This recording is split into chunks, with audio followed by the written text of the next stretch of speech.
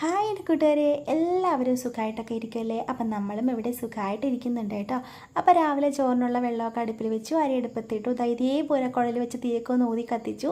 ഇന്നലെ രാത്രിയിൽ തുടച്ചിട്ട് പോയ അടുക്കളയാണെങ്കിലും രാവിലെ വന്നത് ഇതേപോലെ വെള്ളം തൊട്ടൊന്നും തുടച്ചില്ലെങ്കിൽ ഒരു മനസ്സമാധാനവും കിട്ടൂല കേട്ടോ. അങ്ങനെ തുടപ്പും കാര്യങ്ങളൊക്കെ കഴിഞ്ഞതിന് ശേഷം നമ്മൾ ആ ചായക്കുള്ള വെള്ളം വെച്ചു. ചായ എന്ന് പറയുമ്പോൾ കട്ടൻ ചായയാണേ. അപ്പോൾ കട്ടൻ ചായയൊക്കെ ഇട്ട് കുടിച്ചതിന് ശേഷം നമ്മളത് ചീര തോരൻ വെക്കാനായിട്ട് കഴുകി വെച്ചു കേട്ടോ. പിന്നെ അതിന് തേങ്ങയൊക്കെ തിരുമ്മി അങ്ങനെ ഓരോരോ പണികളെല്ലാം പെട്ടെന്ന് തീർത്തിട്ട് ഓടിപ്പോയി ഇലയൊക്കെ വെട്ടിക്കൊണ്ട് വന്ന് വാട്ടിയിട്ടു. ചൂട് ചോറത്തിലേക്ക് ഇട്ടു. നല്ല മണമൊന്നുണ്ടായിരുന്നു കേട്ടോ.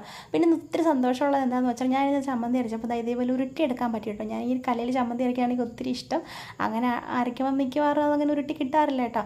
അപ്പോൾ ചമ്മന്തിയും ചീരത്തോരനും മാങ്ങ ഉപ്പിലിട്ടതുണ്ടായിരുന്നു. ഇത് നമ്മൾ ഇന്നലെ നെത്തോലി പറ്റിച്ചതാണ് മാങ്ങയിട്ട്. അപ്പോൾ ഇതൊക്കെയാണ് ഞാൻ ഉച്ചയ്ക്ക് കൊണ്ടുപോയത് കേട്ടോ. നല്ല അടിപൊളി ഊണായിരുന്നു. അപ്പോൾ ഇഷ്ടമായി ഒന്ന് ലൈക്ക് ചെയ്യണം. പിന്നെ ചാനൽ സബ്സ്ക്രൈബ് ചെയ്യാൻ മറക്കല്ലേ.